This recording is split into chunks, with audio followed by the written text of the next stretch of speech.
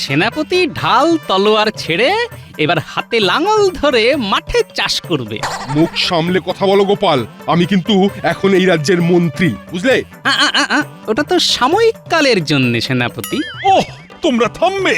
প্রণাম মহারাজ। ঠিক আছে ঠিক আছে, আমি গোপালের কাছে তোমাদের কষ্টের কথা শুনলাম, আর তাই তোমাদের জন্য বীজ ধান কিনে রেখেছি। তোমরা একে একে একটা করে বীজ ধানের থলে তুলে নাও।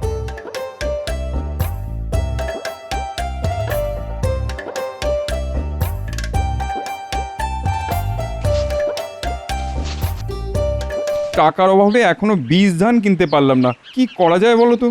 সে কি, বর্ষা আসতে তো আর বেশি দিন বাকি নেই, তা কবে চাষ করা শুরু করবে? হ্যাঁ, তুমি তো বোঝো গোপাল দাদা, আমাদের অভাবের কথা বলতে বাকি নেই। আমাদের জন্য কি কিছু একটা ব্যবস্থা করা যায় না? অন্তত বীজ ধানটা যেন বুনতে পারি, একটু দেখো না গোপাল দাদা। ঠিক আছে ঠিক আছে, মহারাজকে আজকে গিয়েই বলবো, বুঝলে? আমাদের মহারাজ খুব ভালো মানুষ, উনি নিশ্চয়ই তোমাদের পক্ষেই রায় দেবেন। দূর দূর, গোপালের রাজসভায় দেরি করে আসাটা একটা অভ্যেসে দাঁড়িয়ে গেছে। হ্যাঁ মহারাজ, এটা আপনি একদম ঠিক কথা বলেছেন। একে তো মন্ত্রী 6 মাসের জন্য বিদেশে গেছে, তার উপর গোপাল নেই। আমার নিজেকে কিরকম দিশাহারা মনে হচ্ছে। মহারাজ, আমাদের মন্ত্রী মশাই তো রাজ্যের কল্যাণের স্বার্থেই বিদেশ গেছেন। উনি ফিরে আসলেই আবার সব ঠিক মতো হয়ে যাবে। মন্ত্রী ছাড়া রাজ্য চালানো যে কতটা কষ্টসাধ্য ব্যাপার, সে তুমি কি করে বুঝবে বলো তো সেনাপতি? এটা একদম ঠিক কথা বলেছেন মহারাজ। আমাদের সেনাপতিকে যাই বোঝান না কেন, মাথাতে তার কিছুই ঢুকবে না। ব্যায়াম করে করে শরীরের সাথে মাথাটাও মোটা হয়ে উঠেছে। তাহলে মহারাজ, বলছিলাম কি, ওই আমাকেও একবার তাহলে ওই মাথা ঘামানোর সুযোগ দিন, তাহলে আমিও দেখিয়ে দেব আমি কিরকম ওই ধুরন্ধর চতুর লোক। হ্যাঁ, ঠিক আছে সেনাপতি, তাহলে আমাদের মন্ত্রীর অবর্তমানে তোমাকেই আমি সাময়িক কালের জন্য মন্ত্রী ঘোষণা করলাম। এমনিতেও আমাদের রাজ্যে যুদ্ধ ঝামেলা তো কিছুই হয় না, তাই সেনাপতির তেমন কোনো কাজও নেই। হ্যাঁ, সেই জন্যে আজ থেকে সেনাপতি আমাদের সাময়িক মন্ত্রী। এ কি অলক্ষণে কথা শুনছি মহারাজ? আমাদের সেনাপতি সাময়িক মন্ত্রী? সেনাপতি মন্ত্রিত্বর কি বোঝে? এটা আমি স্বেচ্ছায় সেনাপতিকে মন্ত্রিত্ব পদে বসালাম, তোমার বলার কোনো অধিকার নেই গোপাল। একেই তো দেরি করে রাজসভায় এসেছে, তারপর আবার বড় বড় কথা বলছে। সে আপনি যা ভালো বোঝেন তাই করুন। আর প্রসঙ্গত বলে রাখি, আজকে আমি রাজসভায় আসার আগে আমাদের রাজ্যের চাষি ভাইদের সঙ্গে কথা বলছিলাম, ওরা বেশ বিপদে পড়েছে। কি বিপদ হয়েছে ওদের? মহারাজ, গত বছর তেমন ভালো ফলন হয়নি বলে ওদের তেমন ভালো রোজগারও হয়নি, তাই ওদের চাষ করার জন্য এবারে বীজ ধান কেনার খুব অসুবিধে হচ্ছে। আসলে শত হলেও ওরা খুবই গরিব তো। এই, তুমি কি বলতে চাও স্পষ্ট করে বলো দেখি। এই গরিব চাষিদের কষ্টের কথা আর কি স্পষ্ট করে বলবো মহারাজ? আমি এটাই বলতে চাই যে আমাদের রাজ্যের প্রজাদের যদি আপনি বীজ ধান কেনার টাকা দিয়ে সাহায্য করেন তাহলে খুব ভালো হয় মহারাজ। না না মহারাজ, সেটা কি করে সম্ভব? এমনিতেই বেশ কিছুদিন আগে নবাবকে খাজনা দিতে হয়েছে, রাজকোষের অবস্থা ভালো নয় মহারাজ। এখন যদি ওই রাজকোষ থেকে আবার বেশ কিছু টাকা বেরিয়ে যায় তাহলে সমস্যা হতে পারে। আর চাষিরা চাষ না করতে পারলে যে সারা কৃষ্ণনগরবাসীর সমস্যা হবে সেনাপতি। ধান না হলে লোকে খাবে কি? না না, দরকার হলে অন্য রাজ্য থেকে আমদানি করবে। এই আপনার এই গোবর পোড়া বুদ্ধির জন্যই আপনাকে সাময়িক মন্ত্রী করা মহারাজের একেবারেই উচিত হয়নি। কি বললে তুমি? আমার মাথায় গোবর পোড়া, আর তোমার মাথায় কি? হ্যাঁ, এই, তোমরা থামো তো। তখন থেকে কিচির মিচির রাজসভাটাকে একটা মাছের বাজার বানিয়ে ফেলেছে একেবারে। শোনো, আমি কালকে সকালে আমাদের রাজ্যের সকল চাষিদের জন্য বীজ ধান কিনে রাখবো, আর তাদেরকে দলে দলে রাজসভায় ডেকে ওই বীজ ধান দেব। কি খুশি তো? ধন্যবাদ মহারাজ, আপনাকে অসংখ্য ধন্যবাদ। আর সেনাপতি ওরফে সাময়িক মন্ত্রী, বলুন মহারাজ। তুমি ঘোষককে দিয়ে রাজ্যে ওই বীজ ধান দেওয়ার কথাটা ঘোষণা করে দাও। যথাজ্ঞা মহারাজ।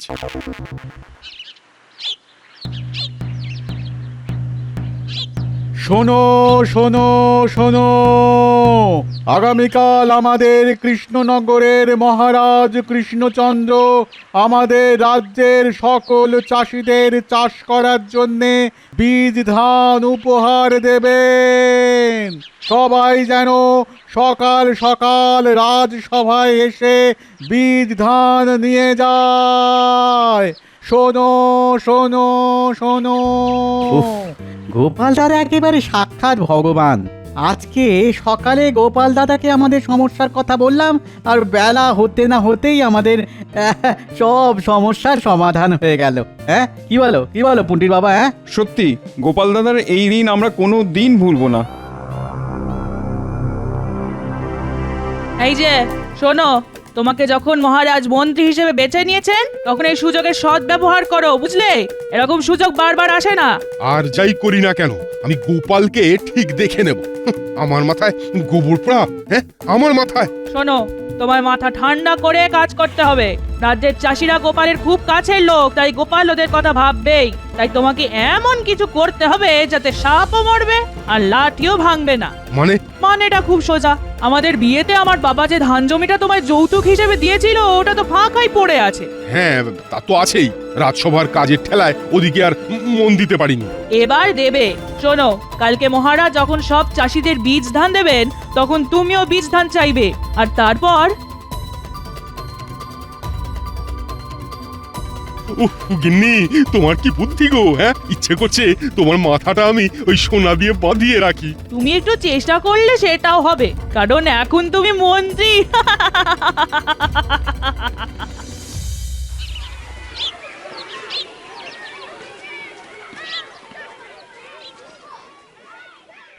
মহারাজ, আমাদের রাজ্যের সমস্ত চাষি ভাইয়েরা রাজবাড়ির দরজার সামনে অপেক্ষা করছে। ঠিক আছে ঠিক আছে, তাদের সবাইকে তাহলে পাঠিয়ে দাও। মহারাজ, আমার একটা আর্জি ছিল। আহ, তোমার আবার কি আর্জি? আমি বলছিলাম কি মহারাজ, আমার নিজের ওই বিঘা পাঁচেক চাষযোগ্য জমি আছে। আমার বিয়ের সময় ওই শ্বশুর মশাই আমাকে যৌতুক দিয়েছিলেন। তাই আপনি যদি আমাকেও বীজ ধান দেন তাহলে তাহলে খুব ভালো হয় মহারাজ। তো ভালো তো, তুমিও চাষ করবে। তা এতে এত কুণ্ঠিত বোধ হবার কি আছে শুনি? না, আসলে মানে সেনাপতি ঢাল তলোয়ার ছেড়ে এবার হাতে লাঙল ধরে মাঠে চাষ করবে। মুখ সামলে কথা বলো গোপাল, আমি কিন্তু এখন এই রাজ্যের মন্ত্রী, বুঝলে? ওটা তো সাময়িক কালের জন্য সেনাপতি। ওহ, তোমরা থামবে। প্রণাম মহারাজ। ঠিক আছে ঠিক আছে, আমি গোপালের কাছে তোমাদের কষ্টের কথা শুনলাম, আর তাই তোমাদের জন্য বীজ ধান কিনে রেখেছি। তোমরা একে একে একটা করে বীজ ধানের থলে তুলে নাও।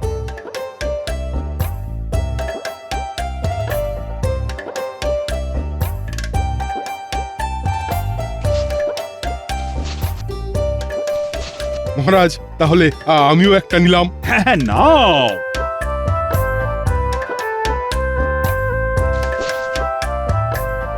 দেখো, তোমাদের সবার দুঃখ লাঘব করার জন্য মহারাজ ভেবেছেন, তেমনি তোমাদেরও তো উচিত মহারাজের কথাটা একটু ভাবা। হ্যাঁ, বলুন সেনাপতি মশাই, আমরা মহারাজের জন্য কি করতে পারি? তোমরা এই বীজ ধান দিয়ে চাষ করবে, তারপর যা ধান উৎপাদন হবে সেটা বিক্রি করে তার 30% মুনাফা মহারাজকে দেবে। তাহলে তোমরাও খুশি আর মহারাজের রাজকোষও খুশি। এত তো আমাদের মুনাফাই হয় না মহারাজ। যে টাকা মুনাফা হয় তার মধ্যে সব টাকাই সংসার খরচ হয়ে যায়, আর বাকি কিছু টাকা রেখে দিই পরের বছরের বীজ ধান, সার আর চাষের সরঞ্জাম কেনার জন্যে। হ্যাঁ, সত্যি তো। তোমরা তোমরা এক কাজ করো, তোমাদের যা মুনাফা হবে তার থেকে যদি খেয়ে পরে যদি কিছু বেঁচে থাকে তাহলে তার থেকে কিছু মন হলে দিও। আচ্ছা মহারাজ।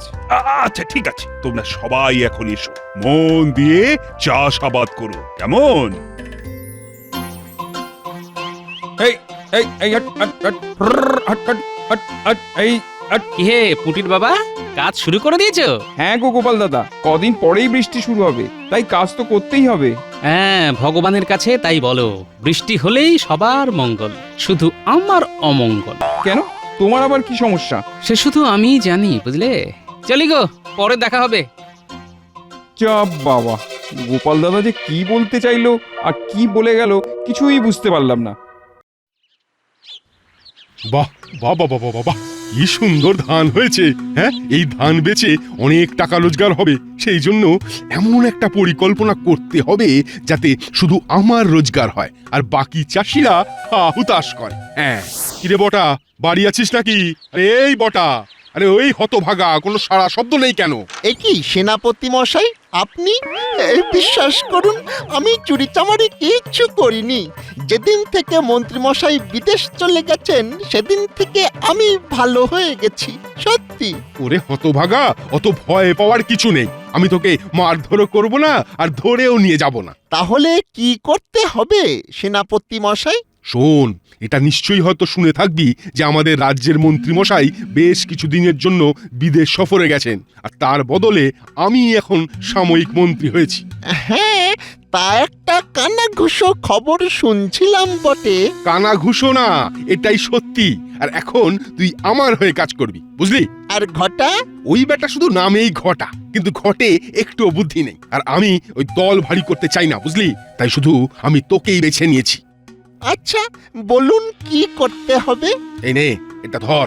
এই থলে দুটোর মধ্যে কি আছে? কি আছে না আছে সেই নিয়ে বেশি মাথা ঘামাস না বাপ। তোকে কি করতে হবে সেইটা শোন। বলুন কি করতে হবে? শোন, আজ রাতে তুই এই থলের মধ্যে যে গুঁড়োটা আছে ওই আমাদের রাজ্যের সমস্ত চাষিদের জমিতে সেই গুঁড়োটা ছড়িয়ে দিবি। কিন্তু হ্যাঁ, ওই ভুল করেও আবার আমার চাষ করা জমিতে ছড়াবি না, বুঝলি? না না, তা কেন? আপনি যেখানে বলবেন সেখানেই ছড়াবো। আর শোন, আজকে গভীর রাতে তাহলে এই গুঁড়ো ছড়িয়ে দে। আর এই নে, এটাও ছড়াতে হবে? তোর ইচ্ছে হলে ছড়াবি। শোন, এতে বেশ কিছু টাকা আছে আর এটা তোর বকশিস। ও এটা ছড়াবো না, গুছিয়ে রাখবো। কি চুপচাপ কাজটা হবে তো? একদম সেনাপতি মশাই, এমন কাজ করব কাকপক্ষীতেও জানতে পারবে না। কাকপক্ষী জানবেও বা কি করে? তখন তো কাকেরাও ঘুমোবে।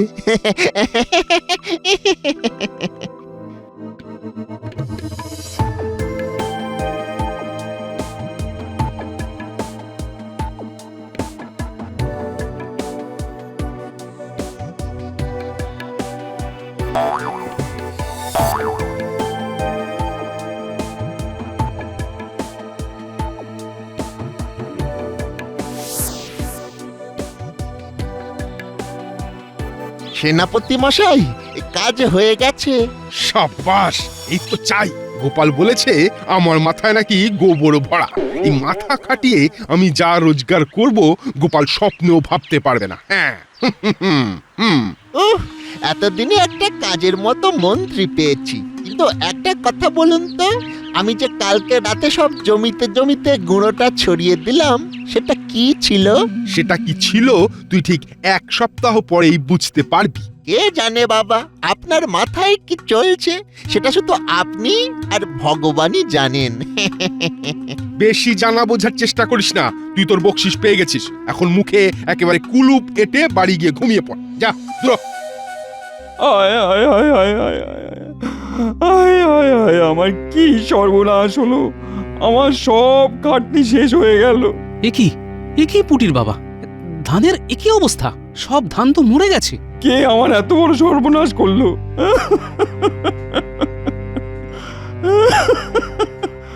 আয় আয় আয় আয় আয় আয়। শান্ত হও পুটির বাবা, শান্ত হও। আমারও সব ধান নষ্ট হয়ে গেছে গোপাল দাদা, সব ধান নষ্ট হয়ে গেছে। এখন আমি কি খাবো, কিভাবে সারা বছর সংসার চালাবো? ও গোপাল দাদা। শোনো, যতদিন এই গোপাল ভাঁড় বেঁচে আছে ততদিন তোমাদের ভরণ পোষণের দায়িত্ব তার। তোমরা একটু শান্ত হও, আমি ভেবে দেখছি কি করা যায়। দাদু আমাদের সব চাষিদের জমির ধান নষ্ট হয়ে গেছে, কিন্তু সেনাপতি মশাইয়ের জমিতে কিচ্ছুটি হয়নি। হ্যাঁ, সে কি? তুই ঠিক দেখেছিস? হ্যাঁ দাদু, আমরা একটু আগেই দেখে এলাম। আচ্ছা, ঠিক আছে, দেখছি, দাঁড়া। শোনো পুটির বাবা, যা দুর্ঘটনা ঘটে গেছে সেটা নিয়ে আর কান্নাকাটি করে তো কোনো লাভ হবে না।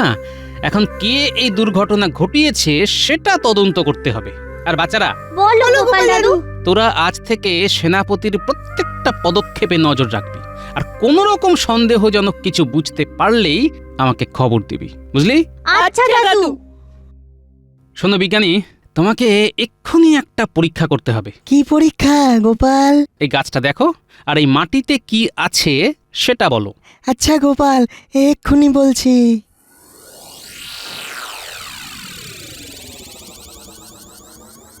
এ তো গোপাল রাসায়নিক বিষক্রিয়া। হ্যাঁ, এই মাটিতে একটা বিষাক্ত রাসায়নিক লবণ মেশানো হয়েছে, তার ফলে জীবন্ত গাছ সব মরে গেছে। শোনো বিজ্ঞানী, তুমি এর থেকেও একটা বিষাক্ত রাসায়নিক বানাও, যেটা ছড়ানোর ফলে জীবন্ত নয়, মৃত গাছও পচে যাবে। আচ্ছা আচ্ছা গোপাল, আমি আজই বানিয়ে রাতের মধ্যে তোমাকে দিয়ে দেব। এবার আমিও দেখব কত ধানে কত চাল। হাহ, রাজ্যের সাধারণ চাষিদের সর্বনাশ করে ভেবেছেন নিজে বড় লোক হবে না? হ্যাঁ, সেগুড়ে বালি।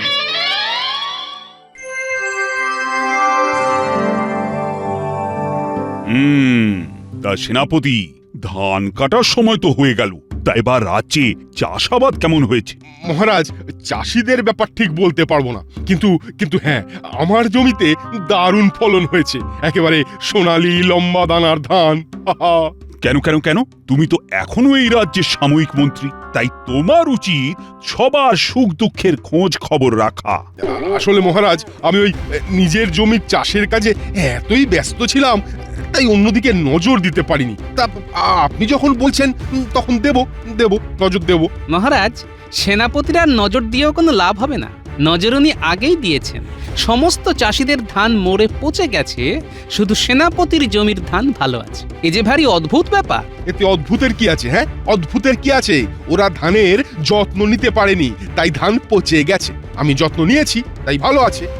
হ্যাঁ, সেই জন্যে ওদের জমিতে বিষাক্ত লবণ পাওয়া গেল। তুমি তুমি কি বলতে চাইছো গোপাল?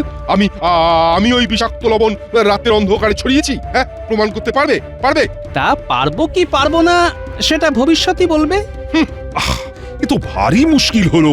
চাষি ভাইয়েরা এখন খাবে কি? মহারাজ, আমি ওদের দায়িত্ব নিয়েছি। আপনি যদি কিছু সহযোগিতা করেন তাহলে সুবিধে হয়। হ্যাঁ, নিশ্চয়ই। চাষিদের বিপদের সময় এ তো আমার কর্তব্য। আর হ্যাঁ, তোমরা ঝগড়াটা থামাও। মহারাজ, আমি আপনাকে উপযুক্ত সময়ে সব প্রমাণ দিয়ে দেব। এখন শুধু সময়ের অপেক্ষা। এটা গোপাল ঠিক বুঝতে পেরেছে। এটা আমার কারসাজি। না না না না না না, আজ রাতের মধ্যেই সব ধান বাইরে চড়া দামে বিক্রি করতে হবে, নইলে বিপদ।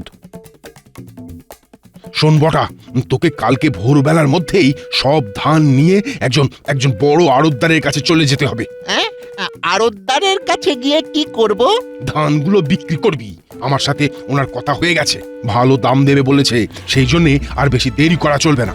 আজকে রাতের মধ্যে আমি দুটো গরুর গাড়ি করে সব ধান বোঝাই করে রাখবো, আর তুই সব নিয়ে কালকে সকালে আড়তদারের কাছে জমা দিয়ে টাকা নিয়ে আমার কাছে চলে আসবি। এই নে আড়তদারের নাম আর ঠিকানা। আচ্ছা সেনাপতি মশাই। আর শোন, এই চাষিদের জমিতে যে সর্বনাশটা আমি করেছি সেটা গোপাল বুঝতে পেরেছে, তাই যা করা তাড়াতাড়ি করতে হবে, নইলে কিন্তু সমূহ বিপদ। আমি জানি তো এটা সেনাপতির কাজ। আমার অনুমান কখনো মিথ্যে হয় না। এখন শোন, তোদের কি করতে হবে। কি করতে হবে দাদু? এই জিনিসটা ধর।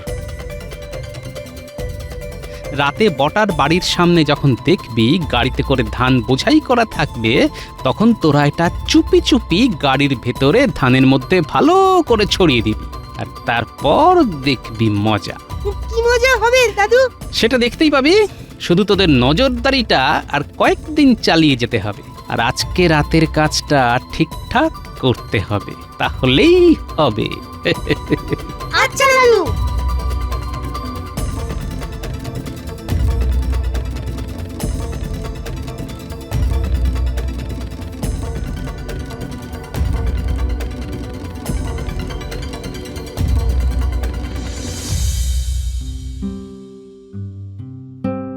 কি গোপাল, দুদিন তো হয়ে গেল, তা এখনো তো বোঝা গেল না কে বা কারা এই চাষি ভাইয়েদের সর্বনাশ করেছে। উপযুক্ত সময় হলে সব ধরা পড়বে মহারাজ।